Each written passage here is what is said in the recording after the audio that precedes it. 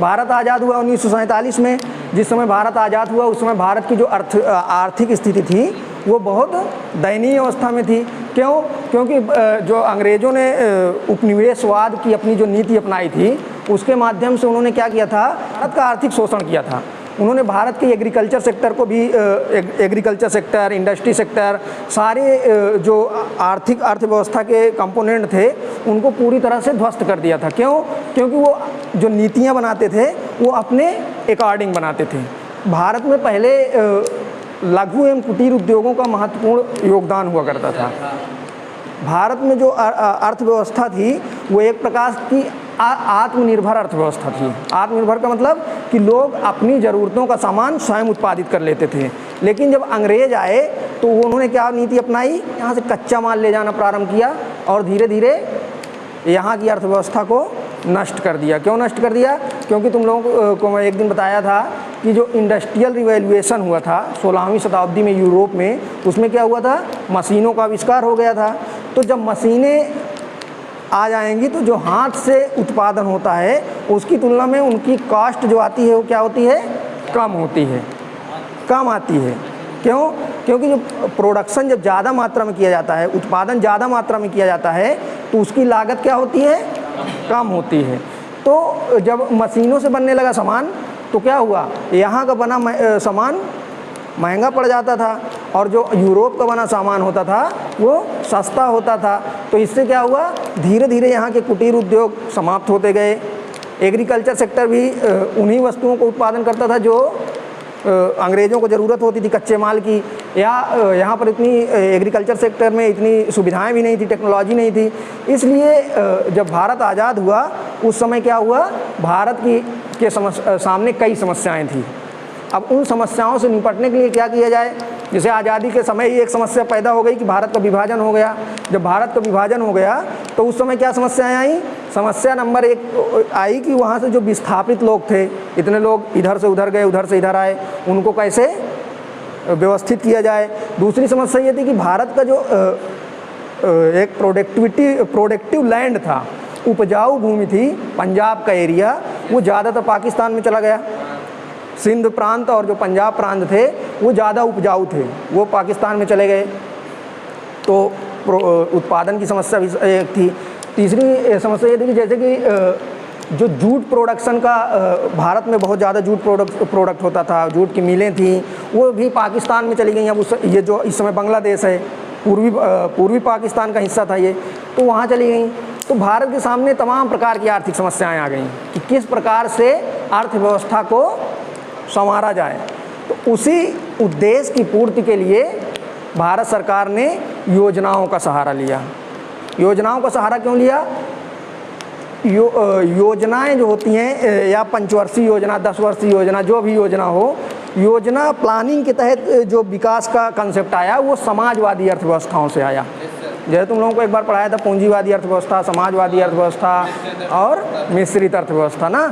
तो जो पूंजीवादी अर्थव्यवस्थाएं होती हैं उनका क्या विशेषता होती है, वो मार्केट पे छोड़ देती हैं, डिमांड एंड सप्लाई पर डिपेंड है, जैसे डेवलपमेंट होना होगा।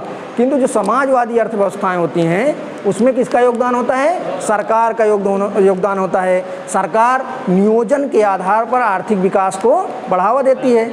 तो 1917 में तुम लोग पढ़े होगे, रूस की क्रांति हुई थी ना। 1917 में रूस की क्रांति होती है। उसी समय भारत में आज़ादी के आंदोलन चल रहे थे। जब रूस आज़ाद हुआ तो उस समय वहाँ पर आर्थिक नीति जो अपनाई गई वो समाजवादी नीति अपनाई गई। क्रांति के बाद वहाँ पर एक जो लेनिन ने शासन स्थापित किया, तो लेनिन पूरी तरह से समाजवाद था। समाजवाद का कंसेप्ट उसने कहाँ से लिया था, कार्ल मार्क्स से। फिर समाजवाद को उसने अपनाया, उसको प्लानिंग के माध्यम से। जब प्लानिंग के माध्यम से उसने अपने देश का विकास प्रारंभ किया तो रूस उस समय विश्व का सबसे तेज़ी से ग्रोथ करने वाला देश बन गया। तो उसका प्रभाव ये हुआ कि लोगों में एक तरीके से उसके प्रति लगाव पैदा हुआ कि अगर आर्थिक विकास चाहिए किसी देश को तो प्लानिंग करनी पड़ेगी। तो जवाहरलाल नेहरू जो हमारे देश के प्रधानमंत्री थे वो पहले उस समय जब भारत के आंदोलन चल रहे थे तो वो एक बार सोवियत रूस गए थे। तो सोवियत रूस गए तो वो उससे बहुत ज़्यादा प्रभावित हुए। वहाँ की जो प्लानिंग व्यवस्था थी और उसका जो आर्थिक विकास था, भारत का जो झुकाव था लास्ट तक समाजवादी अर्थव्यवस्था की तरफ ही था, तो वो वहाँ पर गए और उसी के को ध्यान में रखते हुए जब भारत आज़ाद हुआ तो आर्थिक नियोजन की प्रक्रिया प्रारंभ की गई। तो हम लोग ये देख लेते हैं कि भारत में स्वतंत्रता के पहले भी कुछ योजनाएं चली थी, लेकिन वो पूरी तरह से इम्प्लीमेंट नहीं हुई थी। तो अगर हम कोई ये पूछे कि भारत में योजनाओं का जनक किसे माना जाता है, एक इंजीनियर थे भारत में, उनका नाम था एम विश्वेश्वरैया। एम विश्वेश्वरैया ने 1934 में एक पुस्तक लिखी थी। उस पुस्तक का नाम था planned economy for India. Planned economy for India 1934 में। तो इसलिए उन्होंने जो ये बड़े बड़े बांध बने हैं, वो एक प्रकार के गणितज्ञ थे या इंजीनियर थे। उन्होंने जो बड़े बड़े बांध बने भारत में, उन्होंने इसका डिज़ाइन किया था। तो एम विश्वेश्वरैया को भारत में नियोजन का जनक माना जाता है। आज़ादी के पहले ही आर्थिक विकास से संबंधित कैसी नीतियां बनाई जाएंगी, क्या कैसे किया जाए, उसके लिए एक आर्थिक योजना समिति बनी। तुम लोग पढ़े होंगे कांग्रेस का हरिपुरा अधिवेशन 1938 में हुआ था। 1938 में हरिपुरा अधिवेशन हुआ था। उसमें जवाहरलाल नेहरू के नेतृत्व में राष्ट्रीय विकास परिषद गठित की गई थी, जिसमें उन्हें उसका अध्यक्ष बनाया गया था। देखो, ये आज़ादी के पहले भारत में जो आर्थिक नियोजन का प्रयास किया गया, वो एक प्रकार से ये उसकी हिस्टोरिकल बैकग्राउंड है। ठीक, 1934 में एम विश्वेश्वरैया ने सर्वप्रथम प्लान्ड इकोनॉमी फॉर इंडिया के माध्यम से ये बताया कि किस प्रकार से आर्थिक नियोजन किया जाए और उसको देश का विकास किया जाए। फिर 1938 में एक राष्ट्रीय योजना समिति बनी, जिसके अध्यक्ष कौन थे? पंडित जवाहरलाल नेहरू थे। ये क्वेश्चन बनते हैं। ठीक, जैसे क्वेश्चन बन जाएगा पहला, भारत में आर्थिक नियोजन का जनक किसे माना जाता है। ठीक, दूसरा क्वेश्चन, राष्ट्रीय योजना समिति का अध्यक्ष किसे नियुक्त किया गया था। ये हिस्ट्री का क्वेश्चन बन जाता है। ठीक, पंडित जवाहरलाल नेहरू ने। कब? 1938 में। किस अधिवेशन में? हरिपुरा अधिवेशन में। ठीक, अगला 1944 में बॉम्बे प्लान। बॉम्बे प्लान का था क्या था? ये कुछ जो निजी उद्योगपति थे, ये निजी उद्योगपतियों के द्वारा, मुंबई के जो बड़े निजी उद्योगपति थे उस समय, जैसे टाटा हो गए, सर्वेश्वर दयाल थे, इसमें 3-4 लोगों का नाम, बड़े उद्योगपतियों का नाम था। उन्होंने मिलकर 8 लोगों ने एक योजना तैयार की थी कि किस प्रकार से देश का आर्थिक विकास करना है, इसीलिए उसको कहा जाता है बॉम्बे प्लान। ठीक, अगला है गांधीवादी योजना। 1944 में एक व्यक्ति हुए थे जिनका नाम है मन नारायण ने गांधीवादी योजना चालू की थी। ये यहाँ से भी क्वेश्चन आ जाता है कि गांधी योजना किसने प्रारंभ की, तो ये हो जाता है श्री मन नारायण या श्री मन नारायण। 1945 में पीपुल प्लान, जनता योजना किसने प्रारंभ की थी? एम एन रॉय का नाम सुने हो तुम लोग? एम एन रॉय एक साम्यवादी विचारक थे, जिन्होंने भारतीय स्वतंत्रता आंदोलन में साम्यवादी आंदोलन का प्रतिनिधित्व किया था। M N Roy. फिर एक सर्वोदय प्लान चला, कब? 1950 में। इसको किसने बनाया था? विनोबा भावे ने। विनोबा भावे का नाम तुम लोग सुने होंगे। सर्वोदय उनका एक आंदोलन भी चला था। सर्वोदय आंदोलन क्या था? उन्होंने क्या किया था?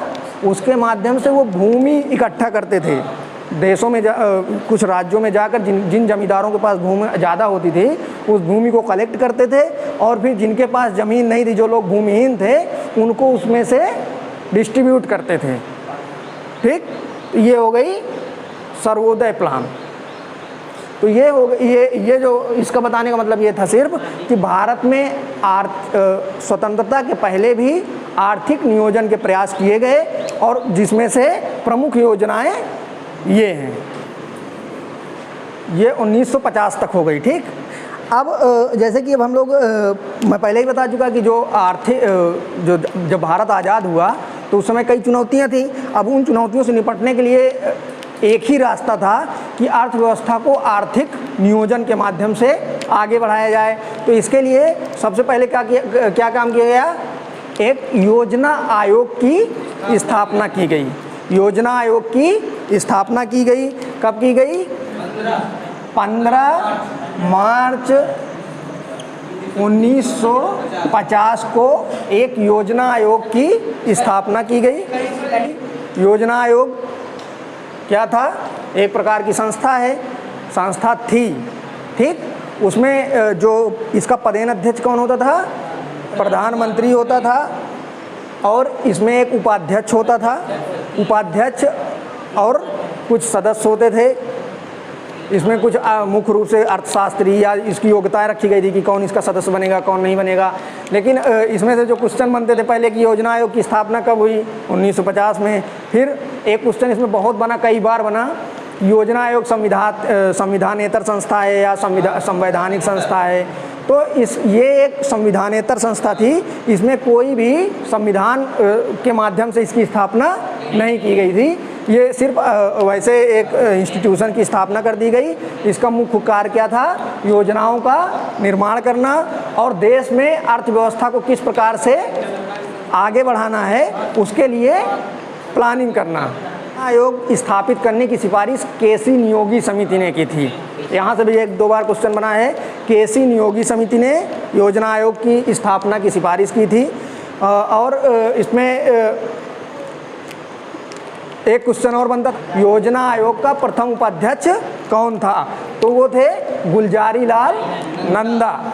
योजना आयोग के प्रथम उपाध्यक्ष गुलजारी लाल नंदा, उपाध्यक्ष ही। पहला अध्यक्ष कौन था? योजना आयोग का पहला अध्यक्ष कौन था? पंडित जवाहरलाल नेहरू। क्यों? क्योंकि इस योजना आयोग का जो पदेन अध्यक्ष होता है वो प्रधानमंत्री होता था, ठीक। अच्छा, योजना आयोग का अंतिम उपाध्यक्ष कौन था? मोंटेक सिंह आहलूवालिया।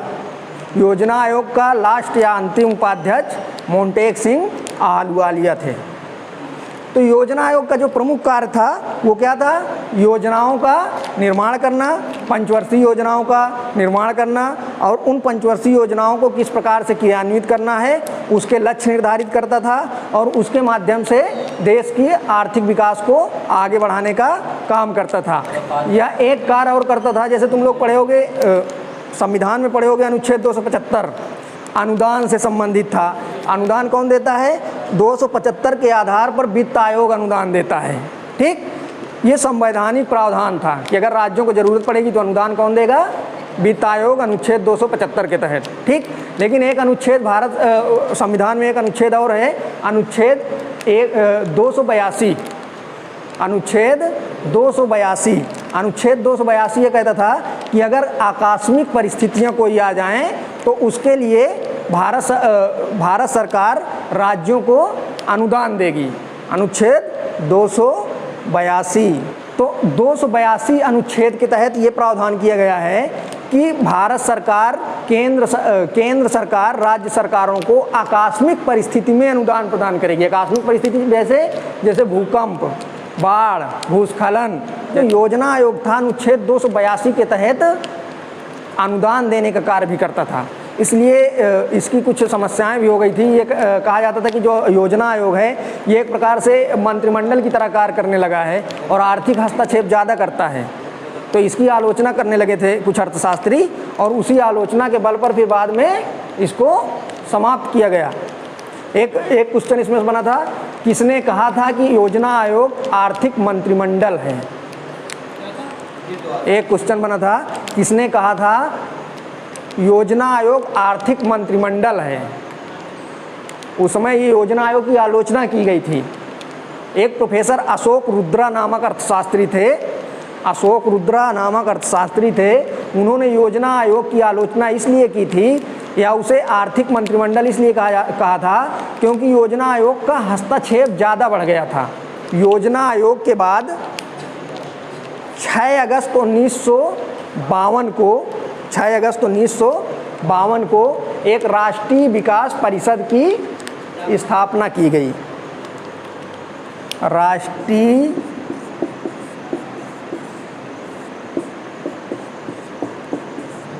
विकास परिषद,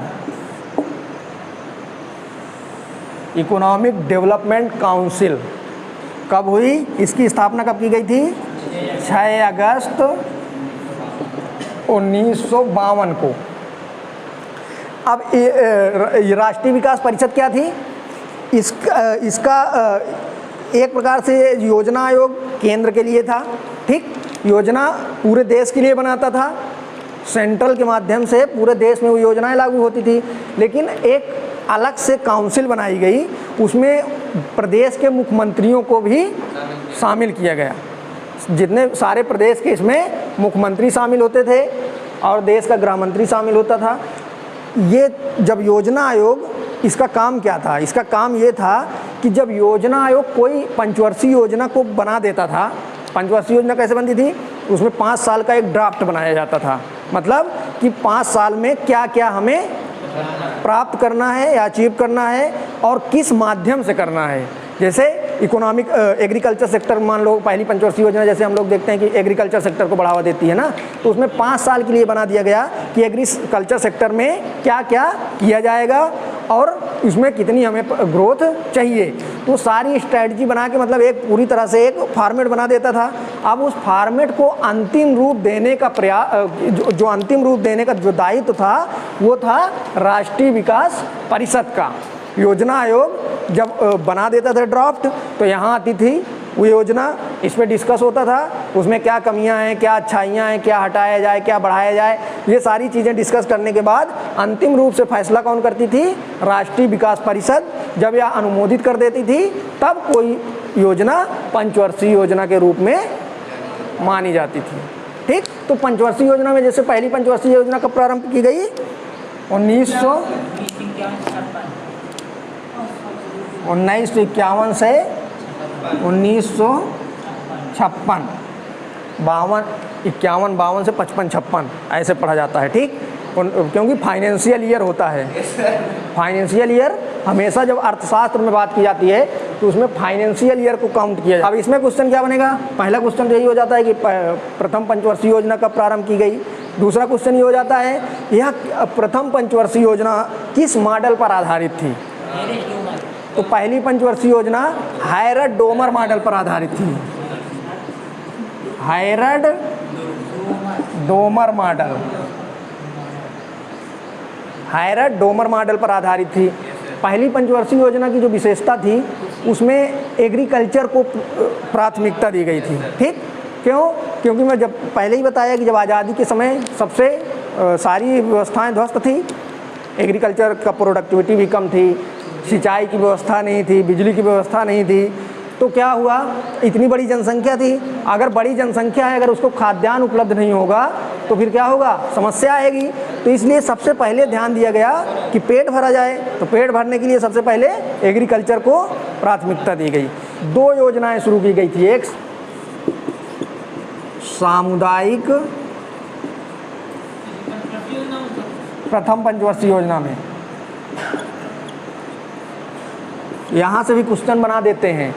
क्वेश्चन बना हुआ है कि सामुदायिक विकास योजना का प्रारंभ कब किया गया था, ठीक। 1952 में।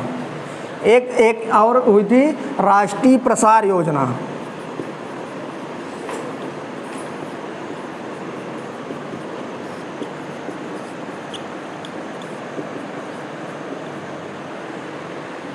राष्ट्रीय एक सामुदायिक विकास योजना 1952 में, राष्ट्रीय प्रसार योजना 1953। पहली पंचवर्षीय योजना काफ़ी सफल रही, जितना इसमें लक्ष्य रखा गया था ग्रोथ रेट का, उससे इसमें ज़्यादा प्राप्त हुआ, ठीक।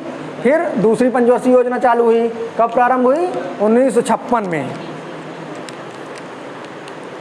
दूसरी पंचवर्षीय योजना का प्रारंभ 1956 में किया गया।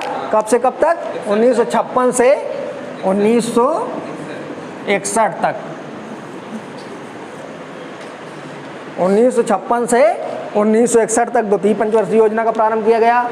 ये किस मॉडल पर आधारित थी? महालनोबिस मॉडल। महालनोबिस मॉडल पर आधारित थी। इसमें भारी उद्योगों को महत्व दिया गया। ये पहली पंचवर्षीय योजना में किसमें एग्रीकल्चर को महत्व दिया गया, दूसरी पंचवर्षीय योजना में इंडस्ट्रियल सेक्टर को बढ़ावा दिया गया और जो आधारभूत उद्योग होते हैं फंडामेंटल इंडस्ट्रीज उन पर फोकस किया गया। तो दूसरी पंचवर्षीय योजना हो गई। अब तीसरी पंचवर्षीय योजना 61 से 66, ये सुखमय चक्रवर्ती मॉडल पर आधारित थी, जिसको कहते हैं आगत निर्गत आउटपुट इनपुट मॉडल।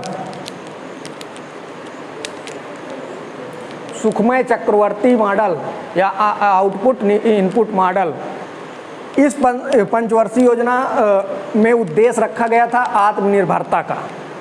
भारत चाह रहा था कि हम आत्मनिर्भर बन जाएं, लेकिन ये योजना सबसे बदकिस्मत साबित हुई। क्यों? क्योंकि 1962 में भारत और चीन का युद्ध हो जाता है, 1965 में भारत और पाकिस्तान का युद्ध हो जाता है और 1966 में भारत में तगड़ा सा सूखा पड़ जाता है। ठीक, जब ये सारी समस्याएं आ जाती हैं तो क्या होता है, जो आर्थिक विकास के उद्देश्य थे, जो पंचवर्षीय योजना में उद्देश्य रखे गए, वो पूरे नहीं हो पाते। जैसे बनी, फिर उसके बाद इंदिरा गांधी की सरकार आई। इंदिरा गांधी ने गरीबी हटाओ का नारा दिया था 5वीं पंचवर्षीय योजना में। तो ये यहाँ पे एक क्वेश्चन में जाता है कि किस पंचवर्षीय योजना में गरीबी हटाओ का नारा दिया गया था, तो 5वीं पंचवर्षीय योजना। ठीक, 6वीं पंचवर्षीय योजना कब से कब तक? 80 से 85 तक। 6वीं पंचवर्षीय योजना की जो प्रमुख विशेषता थी, उसमें गरीबी निवारण से संबंधित जो प्रमुख योजनाएं चलाई गई थी, वो किस योजना में चलाई गई? 6वीं पंचवर्षीय योजना में। इसमें इसकी जो प्रमुख विशेषता थी, उसमें जैसे तुम लोग पढ़ोगे IRDP, पढ़े हो? क्या था IRDP? Integrated rural development programme. फिर national rural employment programme NERP, TRYSEM पढ़े होगे, द्वारका। अभी इसको बाद में विस्तार से पढ़ाऊंगा थोड़ा सा। ये सिर्फ नाम है कि जितनी भी गरीबी उन्मूलन से संबंधित योजनाएं चली किस पंचवर्षीय योजना में? प्रारंभ में 6वीं पंचवर्षीय योजना में। ठीक, 7वीं पंचवर्षीय योजना 1985 से 90, 8वीं पंचवर्षीय योजना 1992 से 97, 90 और 92 के बीच 2 वर्ष का गैप हुआ, 79 और 80 के बीच एक गैप हुआ, और फिर 66 से 69 गैप हुआ। तो टोटल कितने साल हो गए?